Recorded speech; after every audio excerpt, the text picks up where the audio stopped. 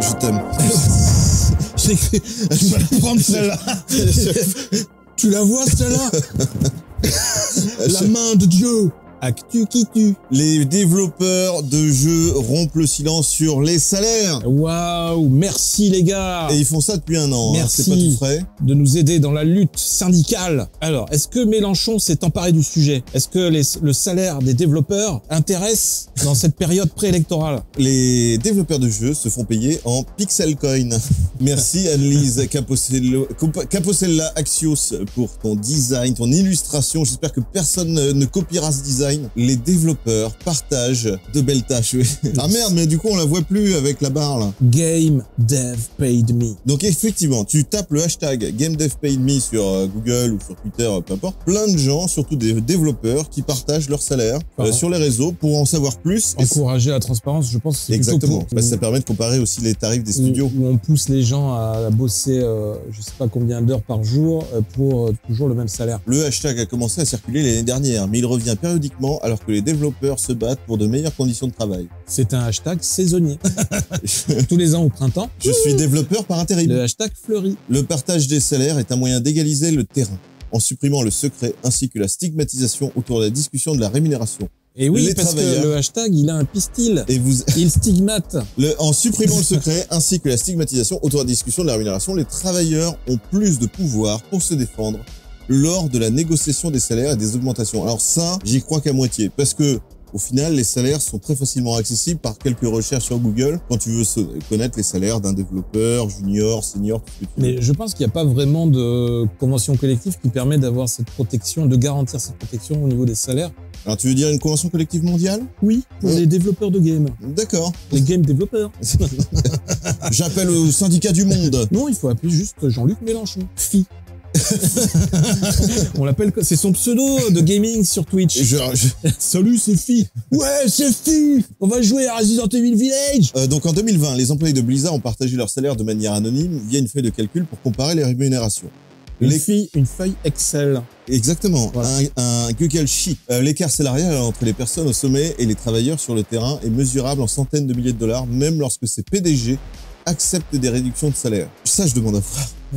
Ce qu'ils disent, j'ai commencé à être payé équitablement une fois que j'ai commencé à poser des questions. Et c'est normal, effectivement. Dès que tu commences à poser des questions, c'est normal, sinon tu te fais avoir. Ils ont même commencé à me donner du café équitable. Combien je vais te payer? Oh merde, putain, ça y est, c'est un syndicaliste. Putain d'enfoiré. Allez, vire-le, on va prendre un stagiaire. Gilet jaune, c'est ça? Allez, t'es viré. Je n'ai commencé à poser des questions que lorsque j'ai mieux compris ce que je valais. Comprendre ce que vous valez peut être une question difficile, mais cela aide. Un concepteur principal sur Hearthstone travaillant pour Blizzard Entertainment. Pas bonne référence. Voilà, un concepteur sur Hearthstone. Chaque personne qui joue à des jeux devrait bien regarder hashtag GameDevPaidMe et avoir une idée de ce que font réellement les gens qui créent votre art. Attends, les gens qui créent votre art. Est-ce que vous avez compris chez vous cette phrase? Tout de suite, un indice. Donc, mon art est créé par quelqu'un d'autre. Je suis curieux de voir la version anglaise. Make your art actually make. Ouais, voilà, enfin, ce qui utilise votre art pour fabriquer des jeux. La traduction, c'est ça pue la merde. C'est une traduction moisie. Voilà, j'aimerais connaître le salaire du traducteur. Oui. Un concepteur principal chez... Ah oui, monsieur Blackbird. Forcément, les mecs parlent pas bien français. Et ouais, blacklisté. Et ils parlent même pas bien anglais. N'attendez pas que votre employeur... D'ailleurs, c'est un lien cliquable. Votre employeur vous donne l'augmentation que vous méritez. Soyez ouvert à parler à d'autres entreprises, même si vous sentez que vous êtes un bon endroit. Débile. Un concepteur de jeux senior chez Reflector Entertainment. Bah, tu m'étonnes, t'es chez Reflector Entertainment. Ça fait quoi, Reflector? Ben, c'est comme Carglass aux États-Unis. C'est-à-dire, ils réparent les réflecteurs sur les voitures. Pendant qu'on vous change les réflecteurs de la voiture, on vous divertit. What we do. Autour de la machine à café. Ah, ben, ils ont fait Inconnu 9. Le réveil. Le jeu inconnu, le fameux jeu inconnu. Ils en sont déjà au 9e top. En arrivant ce matin, j'ai écouté la radio. J'ai entendu une nouvelle pub Carglass. Avec Josiane. Maintenant, ils recrutent des femmes à Carglass. Oh, ça. Ah ouais, mais attends, mais les mais en mode féminin, c'est plus vendeur. Mais à la télé aussi, hein. Mec et meuf, putain, ils savent pas jouer. Alors, tu sais pas si c'est des acteurs ou si c'est des vrais employés, mais vu comment ils savent pas jouer, t'aurais tendance à croire que c'est des vrais employés. Mais est-ce que ce sont des vrais acteurs qui font semblant de mal jouer? Je préfère que ce soit de bons employés qui savent bien s'occuper de ton pare-brise plutôt que de bons acteurs. Enfin, des employés qui sont bons acteurs, mais meilleurs acteurs que garagistes. Mais moi, ce que j'aimerais, ce serait un bon acteur qui répare bien mon pare-brise. Mais tu ne peux pas bien jouer devant 1000 personnes. Une personne ne peut pas bien jouer devant 1000 personnes, c'est plutôt 1000 personnes. Tu peux bien jouer avec une personne, mais tu peux pas bien jouer avec 1000 personnes. Jérémy Ernst, de un tech argent. Voilà. Donne ton argent. Je suis tech. Voilà. Tech développeur. Je t'emmerde. Le mec parle que en acronyme et il enlève plein de lettres dans tous les mots. Mais oui, mais c'est comme ça. Il a l'habitude de parler comme ça avec sa femme quand il rentre à la maison. Exactement. Quand il parle, le mec, c'est des dossiers. I, tech, pizza. Voilà. LOL, MDR. WTF, what the fuck. When I talk, I put folder in my speech. GN, good night. Voilà. White. Kiss. /6M/ late 30s/ 15 years. Point expérience. XP. Comprenez le tweet que vous voulez. Donc 2006, Monolith Animator, $50 000. Je crois qu'il a trop programmé. Alors il nous dit pas si c'est du mensuel ou du annuel. On suppute à 42%. Ah non, là c'est à la minute. Donc animateur en 2008. Animateur en monolithe. Chez moi, oui, en monolithe. $50 000 par an. Zombie Technical Animator. Il y a une boîte qui s'appelle Zombie vraiment. Donc $65 000. Ok. Epic Games Technical Animator, $63 000. Ah, c'est pas mal, c'est mieux payé chez Epic Games. 2008, oui, alors, la différence... oui, ça dépend. Mais la différence, c'est très peu. Mais après, ça dépend aussi de l'expérience de la personne. Tout le monde ne peut pas avoir exactement le même salaire. Tout à fait. Tout ça est basé sur l'expérience et la manière de négocier son tarif. Tout à fait. Et la tolérance aux camarades de bureau. Voilà. Et 2017, Epic Games Lead Technical Animator, donc $150 000. Là. C'est de gay. Tout ça, c'est lui, hein, c'est son taf. Pour les gens qui font le ménage, n'importe quoi. C'est une moyenne. Voilà. Current pay. Là, donc, on a mis dans le panier les gens qui font le ménage, qui font les machines à café, le business développeur, management. Ouais. Donc là, c'est un exemple. Donc c'est un mec qui, du coup, déjà pendant la même année, il a changé de poste. Et c'est tout à fait normal que quand tu changes de poste, tu gagnes un petit peu moins que ce que tu gagnais avant. Surtout si tu gardes le même titre, mais par contre, tu travailles dans une mauvaise ambiance, dans une entreprise, et que tu trouves ailleurs, surtout si tu acceptes moins cher, ça veut dire que tu étais vraiment dans une mauvaise ambiance à travailler avec des zombies. Tu étais devenu un zombie quelque part. Mais le mec a une progression, parce qu'il a quand même, en 10 ans, il a multiplié par 3, presque par 3, son salaire annuel. Bravo! C'est que quelque part, il devait se sentir mal chez Zombie, et du coup, il cherchait à se faire embaucher dans une boîte un peu plus épique. Exactement. Un peu plus prestigieuse, et du coup, il a accepté une légère baisse de salaire pour rentrer chez Epic Games, sachant qu'il avait la possibilité de rester plus sur un travail sur du long terme. Donc maintenant, vous savez, chez Epic Games, vu les magnifiques perles qu'ils nous sortent, qui est le lead technical animator et combien il est payé. Je me demande s'il a bien fait de poster son salaire, en fait. Parce que s'il est payé autant, vu ce qu'ils nous sortent, Epic Games, c'est un petit peu de la merde. 150 000 par an. Oui, c'est pas mal. Les développeurs, bon, on peut faire le calcul vite fait, Voilà, ça fait $12 000 par mois. Wow. Tous les mois, t'investis à peu près $1 000 dans le Bitcoin. Après, c'est un lead, hein, donc c'est vraiment le mec qui gère une équipe de technical animateur. Et donc, technical animator, qu'est-ce que c'est? C'est l'animateur d'entretien technique à la caisse. C'est celui qui est à la caisse. Technical animator. Il fait les bips toute la journée. C'est celui qui va travailler sur les outils pour les animateurs. Voilà. Donc, il va travailler, que ce soit pour les moteurs ou pour les logiciels 3D d'animation. Voilà, s'occupe de préparer les outils, exactement. Tournevis, tout ça, voilà. clé. Installer, utiliser quel plugin ou ce genre de truc, ou bien développer des outils pour que les animateurs travaillent plus facilement. D'accord. Donc, les développeurs n'ont pas beaucoup d'outils dans leur boîte pour influer sur le changement, mais les efforts de syndicalisation sont à la hausse. L'organisation de base Game Workers Workshop Unit travaille pour aider les développeurs à se syndiquer. L'un des principaux organisateurs du groupe a aidé à organiser une grève à Riot en 2019. L'un des plus grands syndicats américains, CWA, a lancé une campagne en 2020 pour aider à syndiquer les travailleurs de l'industrie du jeu vidéo. Vous voyez, ça y est, c'est la merde. Ça devient tous des gilets jaunes. Les employés suédois de Paradox Interactive ont signé une convention collective en 2020. L'essentiel, les normes de rémunération varient énormément en fonction de facteurs tels que l'emplacement, la taille du studio et les primes des employés.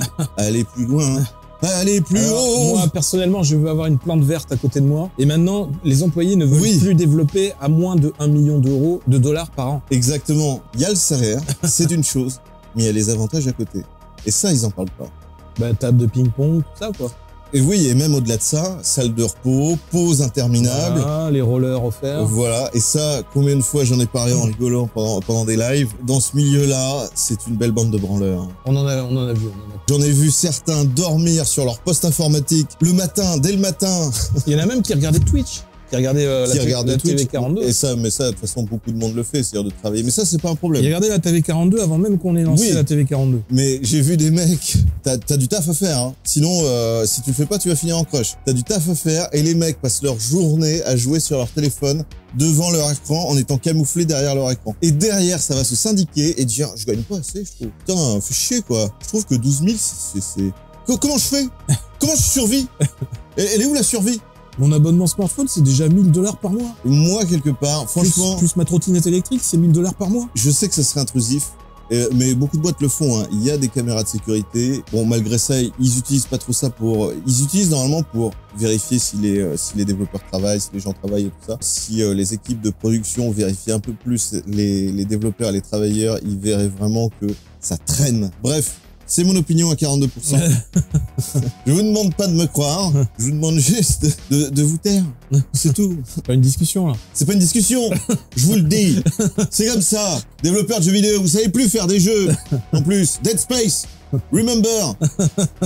Il a 12 ans et il vous défonce. Voilà, c'est la fin. Terminé. Abonnez-vous. Syndiquez-vous. T'en penses quoi? De partager son salaire comme ça? Je pense que c'est les métiers d'aujourd'hui, c'est les nouveaux métiers du numérique et tout, et c'est très difficile de savoir qui fait quoi exactement, et je pense que ça continuera à être difficile de faire des conventions, que les gens se solidarisent pour défendre leurs intérêts, parce qu'il y a tellement d'écart entre les fonctions. On est dans un secteur où tu as des postes où on peut demander tout et n'importe quoi. C'est interminable, en fait. Et oui, et voilà. Et ils ne se rendent pas compte des avantages qu'ils ont déjà. Il leur faut toujours plus. Je pense même que tout ce qui est les accords légaux en termes de temps de travail, les 8 heures par jour, les 35 heures par semaine, etc. Je pense que avec tous ces métiers du numérique, c'est très difficile de rentrer dans ces cases-là, parce qu'on sait très bien que même dans les métiers des effets visuels, et tout ça, les métiers du cinéma, c'est toujours charrette et ça fait des nocturnes. On est habitué à ne pas compter ses heures, et on va aller de plus en plus vers ça. Et on le voit aussi avec l'ubérisation des métiers, où on encourage les gens à se mettre en indépendant à leur propre compte, où évidemment c'est beaucoup moins avantageux pour eux, puisque, enfin, ils croient au départ que c'est plus avantageux pour eux, mais à la fin du compte, ils se rendent compte qu'ils payent plus en charges sociales et tout ça, et ils se rendent compte à quel point les charges sociales sont très lourdes sur un salaire. En frais de transport, c'est Uber. Et ils se rendent compte comment ils sont exploités encore plus. Je ne sais pas comment tout ce secteur du travail, de l'emploi, va évoluer dans le futur, puisque le numérique, encore une fois, est en train de tout révolutionner. Franchement, il y a des perles. Il y a vraiment des super travailleurs dans ces milieux-là. Il y a vraiment des gens, surtout des jeunes en fait, qui n'en veulent et qui sont là avec des paillettes plein les yeux, des strass même plein les yeux, sauf qu'ils débarquent dans des univers, dans des mondes où ils se font pourrir en fait, et ils se font manipuler par les anciens, qui sont désabusés, qui en peuvent plus, qui ont fait déjà des années de nocturnes et ils veulent plus faire ça. Et maintenant, ils veulent payer plus pour faire moins dans ces secteurs-là. Et après, je trouve que, en fait, c'est une chose aussi qui devrait être enseignée à l'école, c'est-à-dire comment savoir négocier un salaire. Parce que l'école, c'est bien de faire du bourrage de crâne et de nous apprendre des notions. Mais là où l'école et l'enseignement, l'éducation nationale serait plus efficace, ce serait comment nous aider, nous mettre sur la bonne voie pour bien nous insérer au niveau de l'emploi. Oh, ça me fait penser... Et donc, savoir comment négocier un salaire, c'est-à-dire poser les bonnes questions dès le début, c'est-à-dire quelles seront mes conditions de travail, Salut Strassounette. Et justement, tiens, les stagiaires, parlons-en aussi. L'abus des stagiaires est énorme, et dans toutes les boîtes où j'ai pu travailler... l'abus sexuel également. Oui, mais pas que des stagiaires, mais beaucoup des stagiaires. Et moi j'ai vu beaucoup de stagiaires qui abusaient de leur patron, qui abusaient sexuellement de leur patron. J'avoue, pour monter en grade, je veux passer stagiaire, payer 600 au lieu de 500. Voilà, sinon je te viole. Et ça existe depuis des années, l'abus des stagiaires, c'est-à-dire de ne pas pouvoir les payer, de les renouveler tous les 2-3 mois. Bon, là déjà, surtout en France, mais même à l'étranger. À Singapour, ça je l'ai vu, des stagiaires qui se font pas payer, qui du coup on les fait rusher, on les fait trimer pendant 1 ou 2 mois, on les engueule Et après, derrière, allez, retourne apprendre. Mais moi, par exemple, tu vois, pour ce genre de salaire. C'est musclé. Tout à fait. Eux, par exemple, les muscles ont l'habitude de travailler, mais ils ne se plaignent jamais. Pour ce genre de salaire, c'est-à-dire à peu près 12 000 à 15 000 $ par mois, moi, personnellement, ça ne me dérangerait pas de faire quelques journées où je fais 10 heures, 12 heures de travail par jour. Mais il faut que la question soit abordée dès le début, au moment de l'embauche. Je suis prêt à travailler un peu plus, effectivement, 2-3 jours par semaine, pas plus. Je demande juste à avoir un petit peu de vie privée à côté, c'est-à-dire tous les week-ends, je veux avoir mes week-ends. Ah non, mais de toute façon, où je veux avoir quelques soirées dans la semaine où je suis tranquille. Ce type de poste, c'est même plus une question d'heures, là. Là, tu ne comptes plus les heures. T'as une tâche à faire. C'est comme les directeurs créatifs. Ils ont une tâche à faire. Tant qu'elle n'est pas accomplie, les mecs ne comptent pas leurs heures, en fait.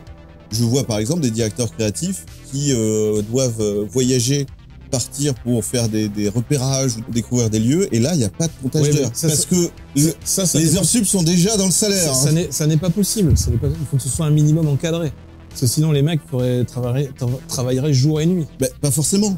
Non, pas forcément, parce que leur tâche, comme ils lead des équipes, en fait, ils dirigent leurs équipes. Après, ils ont quand même des tâches qui leur sont nécessaires et obligatoires que eux doivent faire, qui est juste donner le lead, en fait. Donc ils doivent donner la bonne direction, et donc ils doivent, et comme je te disais par exemple des directeurs créatifs, si à un moment donné ils doivent aller faire un repérage pour après donner les directions, ils doivent le faire, tu vois.